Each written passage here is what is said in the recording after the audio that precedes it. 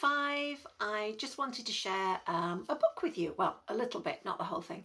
I was recently reminded about the How to Train Your Dragon series.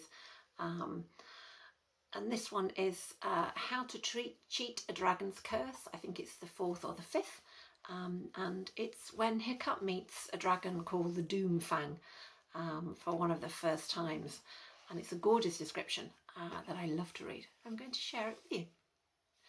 Hiccup gazed downwards in fascinated horror as the great dragon turned its head to one side, and Hiccup found himself staring into an enormous bloodshot green dragon eye, as long as the sleigh itself.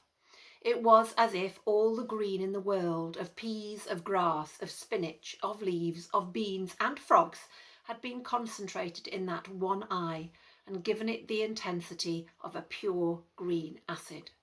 It was like looking straight into the sun at midday through a great green microscope. And Hiccup was so dazzled he nearly fell off the sleigh, until he was brought back to his senses with a terrible thud, and the ice below them jumped up like an earthquake. The sleigh jumped too, and Old One-Eye soared briefly into the air with a complaining yowl. Thud went the ice again, as the Doomfang butted his head against the thick, transparent wall. With terrified relief, Hiccup realised the ice was so deep that it was holding strong, although now it was shot through with tiny little white cracks. The sleigh raced towards the entrance to Hysteria Harbour like a mouse streaking towards a mouse hole. The dragon followed, thudding the ice underneath as they went, with terrible blows from its battering ram head. When One-Eye turned into the harbour, he was going so fast, the momentum from the boat behind almost turned them round in a great screeching circle. The sleigh balanced wildly on one runner before slamming back down and carrying on. Hiccup looked over his shoulder. The Doomfang was too large to fit through the narrow harbour entrance.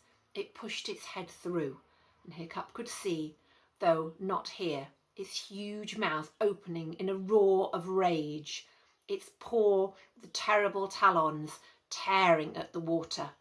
It blew out a great gush of underwater blue flame that shot out underneath the speeding sleigh and streaked forwards in a straight line right up to the shoreline, almost as if it were a bright blue road telling them where to go.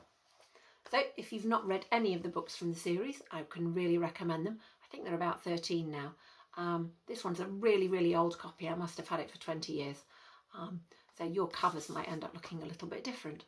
Anyway, I thought I'd share that with you. Hope you're all keeping well, and thanks for all the hard work you've been sending me. Take care. Bye-bye.